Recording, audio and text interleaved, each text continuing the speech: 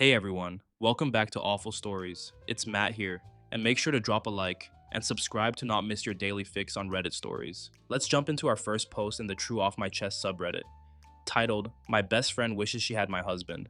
My best friend confessed to a mutual friend that she wishes she was with my husband. A bit of backstory.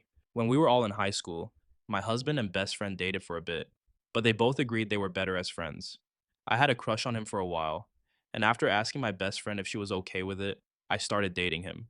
We have been happily together for 11 years and married for 8. My friend hasn't been as lucky in the relationship department. Her first husband abused her, and she almost immediately started another relationship after her divorce. While dating her current husband, they were in a rocky spot, and she asked my husband to sleep with her. He refused and told me about it. I trust him fully and know he'd never cheat. My relationship with my best friend after that was bad, but I eventually forgave her because I thought she was making a desperate attempt for male validation from one of the few decent men she knew. Not long after that, she rushed into marriage with her now husband. He's a good guy, but they both divorced abusive exes and didn't take the time to heal before jumping into their relationship. While my husband and I try to be supportive, it's clear they're not really right for each other. They both want different things and are trying to force the relationship to work.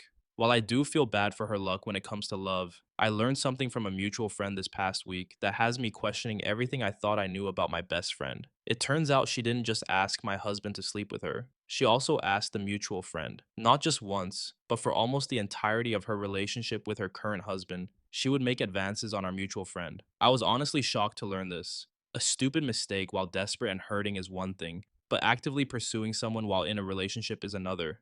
I was already questioning my friendship with her when I learned the next part. A bit of context. My husband and our mutual friend are Hispanic, while my best friend and I are white. While talking to our mutual friend, my best friend mentioned she wasn't sure her marriage would work out. As a joke, our mutual friend said she should have married a Mexican. She then told him she should have married my husband, not someone like my husband, not a friend of my husband, but my husband himself. It wasn't in a joking manner either. She was serious and named him specifically. I am beyond floored. I haven't talked to her since learning this, and I'm not sure I want to stay her friend. I've always had a difficult time making friends, and I have terrible social anxiety with new people, so my friend circle is extremely small. I tend to forgive people too easily and put myself last. I also feel like I should tell her husband, but my husband thinks we shouldn't get involved and should let them deal with their own issues. Bitter Scorpio said, You forgave this woman after she blatantly asked your husband to sleep with her? I've cut people off for far less. This girl is not a friend. She's a major male centered mess. I wouldn't put it past her to try to assault your husband, cut her out, and never speak to her again. I feel bad for both your husband and hers. Madeline Ashton said, How are you shocked? How many times does she need to make it clear she wants your husband? Asking him to sleep with her wasn't enough for you?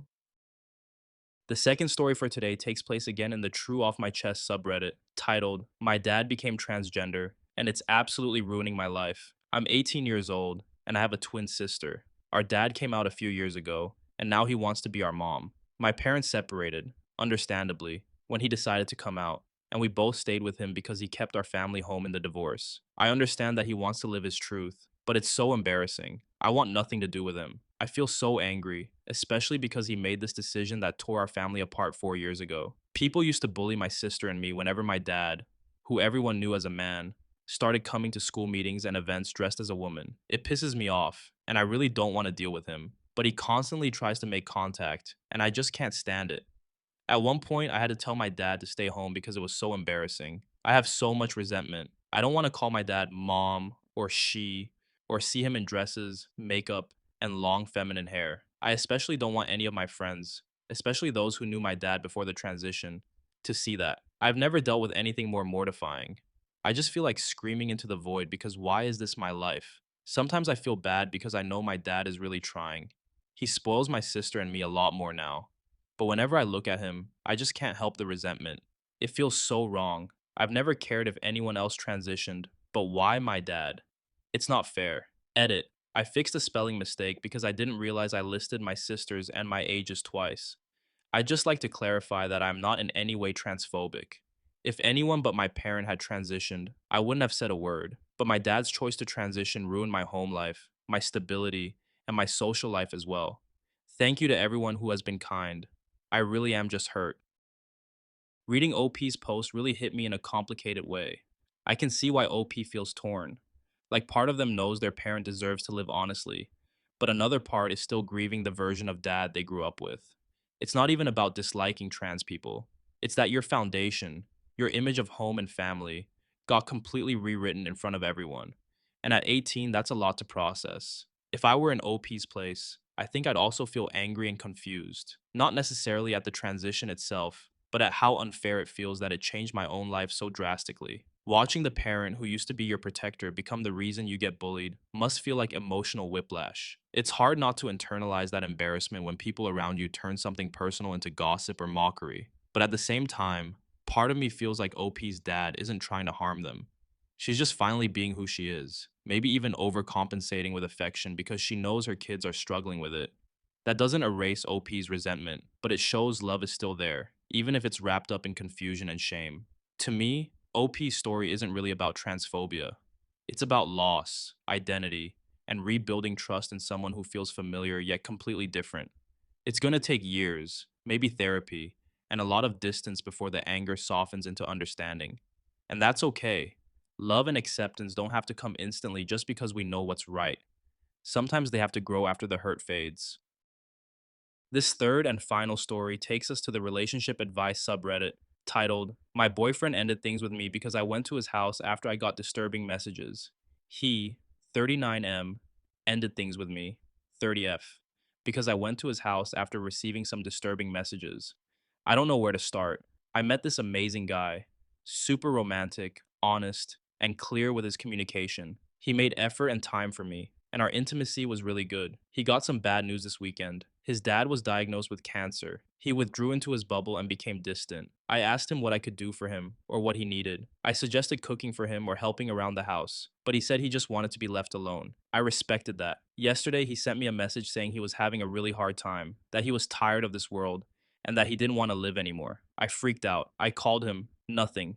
No response. Nothing. So I went to his house and rang the doorbell, but nobody answered. I went back home, honestly freaking out, wondering what if he really ended his life. I messaged him saying I had gone to his house because I was worried. This morning, he sent me a message saying he found it really strange that I went to his house when he had clearly said he needed to be left alone. He said he isn't ready for a relationship or anything right now, and hopes I understand. I replied that I respect his decision and wished him the best. I don't understand why he found it strange. I was worried sick. He sent me that message. What was I supposed to do? Say, okay, well, good luck. I'll find out tomorrow if you're still alive or not. How could I sleep knowing someone I was getting close to had sent me messages like that? I really need to see this from other people's perspectives. Did I make a mistake? Binary Pirate said, No, you did not. You acted like a good, loving person who was worried about their partner after receiving a message that clearly sounded like a cry for help. Yesterday, he sent me a message saying he was having a really hard time, that he was tired of this world, and that he didn't want to live anymore.